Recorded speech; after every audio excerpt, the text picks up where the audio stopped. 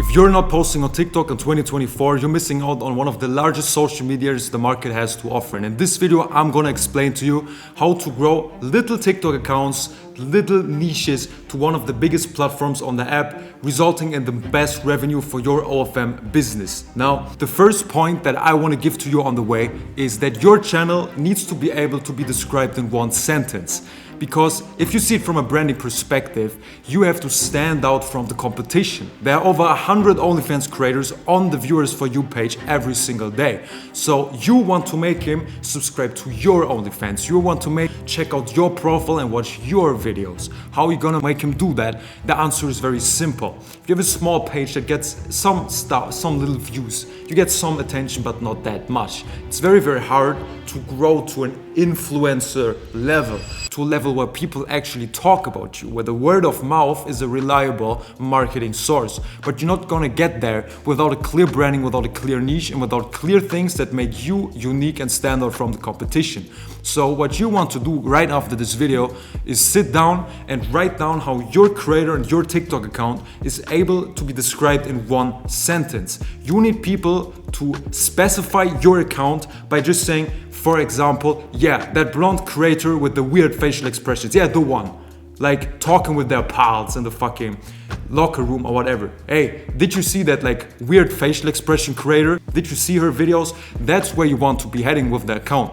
Because otherwise you're always gonna be inside the mass of creators, never standing out from the entire market. The second point, especially for small pages, is that your main focus should always be on the video quality instead of the quantity. It's better to post very qualitative videos, a lot of entertainment. You can watch the other videos regarding TikTok on this channel. I'm gonna link them up here. Instead of just posting on 500 accounts at the same time with shit videos. Back 2 or 3 years ago, so like 2021, something like this, let's say 2020 even, 4 years ago, going viral was mostly about pure output. It was about the numbers.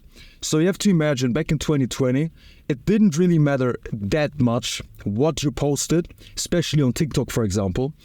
It mattered how much you posted. So the best strategy to just get attention and to go viral was just to have as much accounts, as much videos out there as possible. This principle was used by, for example, Andrew Tate, who just had unlimited numbers of accounts, of affiliates, of videos out there. Of course, the videos had good quality, and of course, the ideal combination is quality and quantity. Of course, you want to do both, but back then, this was how Tate blew up so monumentally. If you turn it back a couple years, if you remember, just had so many videos out there. It was impossible to not see him on your For You page. Now, couple years later, AI starts to develop, social media agencies start to develop with their 500 bot accounts. It becomes very, very easy to just scale the output. Like 5 years ago, you had to, if you had a website, for example, you had to write like blog posts and like put content out there. Now with ChatGPT, for example, you can let some AI write 50 blog posts in 30 minutes, post all of them out there and just completely flood the market. And it's the same with TikTok. Because a lot of people bulk post their content on there already. This is not a point where you can compete, and this is not a market where you should be going in. You want to be the creator with the most qualitative videos, meaning they are actually intriguing, they are entertaining, you catch the viewer's eye and you make him want to watch the video and reward him for watching the video by building up entertainment at the end of the video as well. Don't get lost in copying random trends, don't get caught in like only posting sexual content because you think people give a fuck about it, because they don't. The whole market, the sexual market on TikTok especially, is oversaturated to the max, and this is not a way you can compete. Instead, you want to be the #1 creator who actually entertains their viewers. The best possible example for this, and I've done a video about this as well, is Mr. Beast. Mr. Beast posts relatively short videos, but what he does the best is his videos are interesting.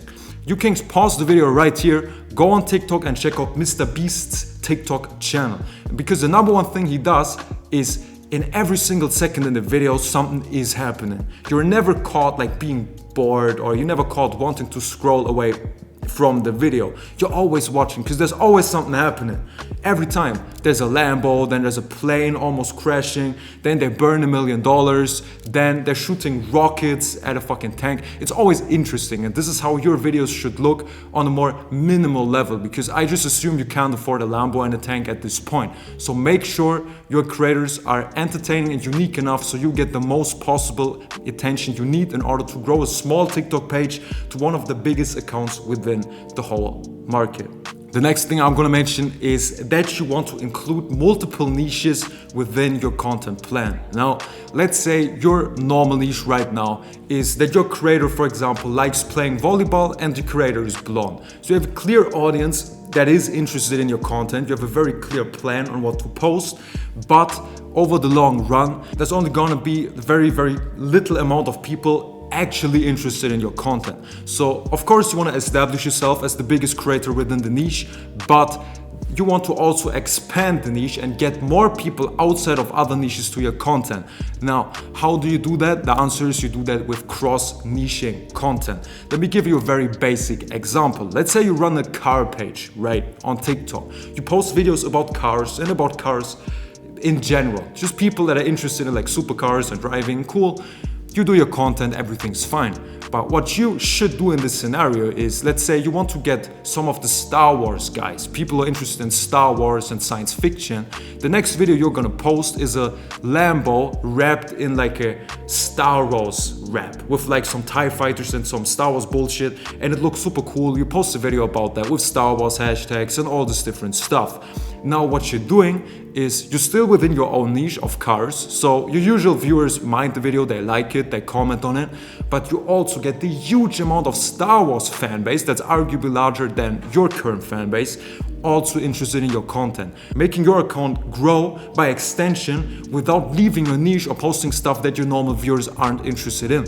So even in the OFM space, make sure to expand your niche every time you see an opportunity for that. Maybe when there's a big UFC fighting event, post something funny about the fighters if it's a very popular thing. Maybe when there's a famous influencer beef, make your comment on that. Get the rap and influencer community on your page.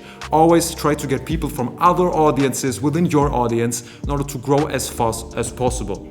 The last thing for this video is that you need to be very, very aware of your brand identity if you want to succeed with your TikTok account. Of course, if you're just a small account, you may not have a real plan for that. You may not know what people are interested in. You may not know what you should post, but it's absolutely important to do so.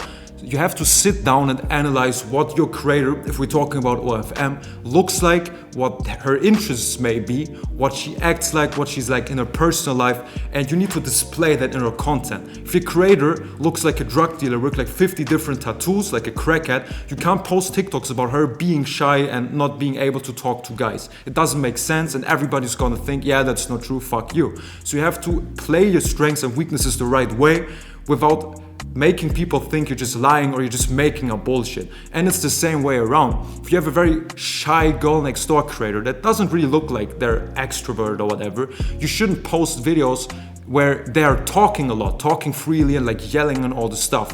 Make sure you know your brand identity, make sure you know what your audience expects from you, what they want to see, and then build your content plan around that. Because the number one way you can fail, like I explained in a different video, is if you fuck up your brand identity and you're not posting accordingly to that, the entire brand is gonna fail and nobody's gonna give a fuck about your content. Now, that's it for this video. If you want to know more about the whole OFM industry, the whole business in itself, make sure to join the 4,500 member Telegram community. That's absolutely for free in the video description to learn from the absolute best of the best in this industry, and download the free chatting guide for OFM in order to make the most money possible. That's all for this video. Have a great day. Talk to you soon. Bye bye. You need the quality over the quantity. And again, the perfect combination is both. Of course, if you have perfect videos and 100 accounts, that's better than perfect videos and 20 accounts. That just makes sense, right? But what you should focus on if you're starting, if you want to get the first attention, if you can't get viral, is focus on the quality. What you need to do is make the videos interesting. And I've done videos about this in the past. I can link them. But you have to keep in mind, you have to entertain the people. And the main things you want to do are three. First of all, you want to hook the attention. So when the video starts, you make them even watch the video. They have to stop scrolling, because you know how it is on TikTok. You just scroll. You give a video what? 0.5 seconds before you scroll away. So you have approximately half a second to even catch the attention. How can you do that? There's numerous examples. You can do a bottle flip. You can throw something at the cam. You can do a backflip, run into the video, do like a weird face, something like this. But you have to hook the attention. Okay, first step done. Now it's like, what? Looking at the video. Second thing is, you have to keep the viewer on the video. You have to retain him. So the video has to be interesting. Like I said, LED background in front of some plants, maybe outside, maybe at a pool, at a beach, at a garden, at the city. Doesn't matter, as long as the background isn't like the same as in every video. No white wall, no bedroom. Get a bit creative here.